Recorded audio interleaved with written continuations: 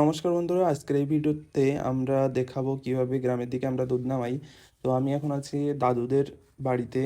তো এখানে হচ্ছে মাসি গরুর দুধ নামাবে বলে সকালে উঠেই সব কিছু কাজবাজ সেরে তাড়াতাড়ি চলে আসছে, কারণ 9টার ভিতরে দুধ নামাবে। এখন মোটামুটি 9টা বাজে। তো 9টা যত তাড়াতাড়ি সম্ভব দুধ নামানো ভালো। তাই মাসি এসে প্রথমে গরুর বাট, যে বানটা আমরা বান বলি কিংবা বাট, দুধের বাট, ওইটাকে খুব সুন্দর করে পরিষ্কার করে নিচ্ছে জল দিয়ে।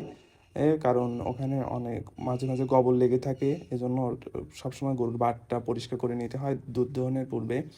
তারপর একটু তেল দিয়ে নিচ্ছে, কারণ তেল দিলে দোয়ানের সময় হচ্ছে অনেক সুবিধা হয়। যখন দুধ নামানো হয় তখন হাতে ব্যথা হয়ে যায় এবং গরুর বানটা একটু খসখসে থাকে। তেল দিলেই খসখসেটা থাকে না, অনেক ইজিলি বানটা টানা যায় এবং খুব তাড়াতাড়ি দুধটা নামানো যায়। তো মাসি গরুর বানটা পরিষ্কার করে নিয়ে একটু তেল দিয়ে দুধ নামানো শুরু করেছেন। তো দাদুদের এখানে হচ্ছে এই গরুটাকে আমরা কালী বলে ডাকি, কারণ এ হচ্ছে কালো পুরোই। তো এর দুধ নামাতে বেশ সময় লাগে, কারণ এর বানগুলো অনেক ছোট ছোট। আর দুধ, এই গরুটার দুধ মোটামুটি হয় হচ্ছে সকালের দিকে 7-8 কেজি, আর বিকেলের দিকে 2-3 কেজি, মোটামুটি 10 কেজির মতো দুধ দেয় এই গরুটা। মাসি দুধ নামাচ্ছে এবং দুধ নামানোর আগে গরুর পায়ে আমরা মশা তাড়ানো কিংবা মশা মাছি ডাস তাড়ানো একটা স্প্রে আছে, ওইটা স্প্রেটা করে নিচ্ছি যাতে মশা মাছি না লাগে।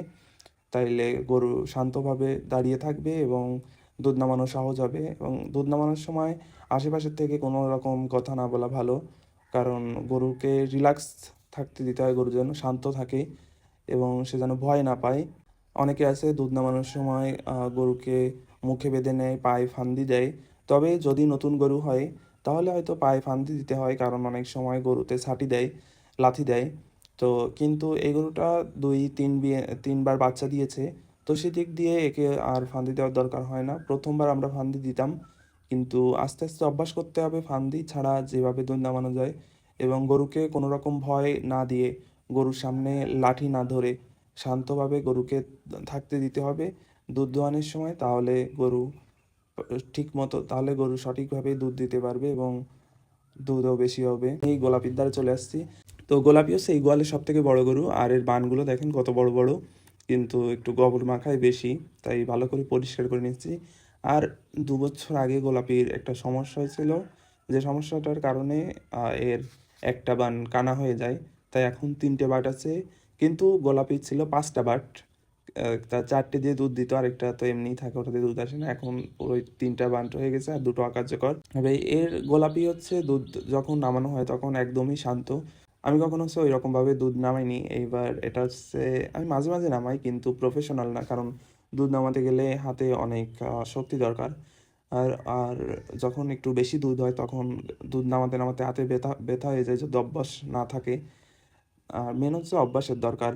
তো যেহেতু আমার অভ্যাসটা নাই, এজন্য আমার অনেক ঝামেলা হয় দুধ নামাতে, আমার একটু সময় লাগে, থেমে থেমে নামাতে হয়, কারণ আমি ওই রকমভাবে অভ্যস্ত নয়।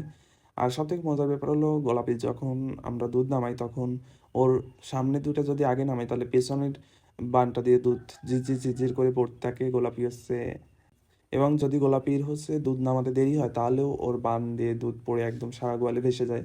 এজন্য চেষ্টা করতে হয় সময় মতো দুধ নামানোর জন্য, তাহলে গরুর স্বাস্থ্য, গরুর বান সব কিছুই ঠিকঠাক ভালো থাকবে। আর হচ্ছে সাধারণত দুধওয়ালি থাকে যে গ্রামের থেকে দুধ সংগ্রহ করে দুধ নামিয়ে নিয়ে যায়, দেন পরে যেয়ে কোনো মিষ্টির দোকানে কিংবা শহরের দিকে বিক্রি করে। কিন্তু আমাদের দাদুর এখানে কোনো দুধওয়ালি নাই, আমরাই দুধ নামাই। কারণ হচ্ছে দুধওয়ালিতে টাকা দেয় কম, আর আমরা যদি একটু নামিয়ে কষ্ট করে দুধটা নামাই তারপর বিক্রি করি খুচরা, তাহলে আমরা তার দ্বিগুণ দামে বিক্রি করতে পারি। তাছাড়া আমরা সেখানে পনির তৈরি করি। তো পনির, মানে যাকে আমরা চিজ বলি, ইটালিয়ান চিজ, তো এটা আমরা এখানে তৈরি করি, পরে আমরা ওটা সেল করি, তাহলে আমাদের লাভটা আরও বেশি আসে। এদিক দিয়ে আশা করি তো আপনারা সকলে বুঝতে পারছেন, দেখতে পারছেন। আশা করি ভিডিওটা সকলের ভালো লেগেছে। তো সকলকে ধন্যবাদ, দেখা হচ্ছে পরবর্তী ভিডিওতে।